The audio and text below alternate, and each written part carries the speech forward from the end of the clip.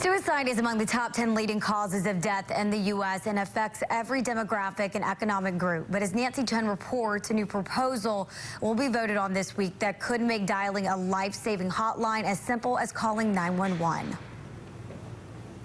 Shelby Rowe was the director of a suicide crisis center 10 years ago when she tried to take her own life. She says the experience made her realize how hard it can be to ask for help in that paralyzing moment. It's like telling someone in a tsunami, if only they could swim better, maybe they would have survived. Like, it doesn't matter if you're Michael Phelps. You're not swimming yourself out of a tsunami. Like, we need help. That help often comes in the form of reaching out to a loved one or calling the National Suicide Prevention Lifeline, currently a 10-digit number. A proposal from the FCC would make it just 3 digits.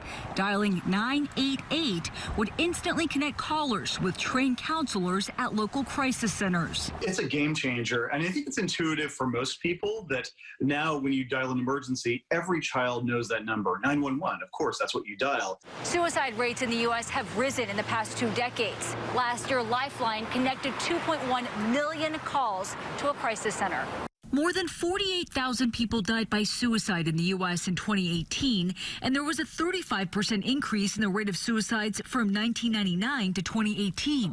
Bob Gebbia is the president of the American Foundation for Suicide Prevention and says there are multiple factors behind the rise. There's generally an underlying mental health condition, anxiety, depression, substance use, with a combination of life events and stressors that for many can become overwhelming. Rowe is now a suicide prevention manager in Oklahoma and says she supports removing any barriers to getting help. Having a really easy to remember 3-digit number is going to help save lives. Experts say the 3-digit hotline also emphasizes that mental health crises are just as critical as other emergencies.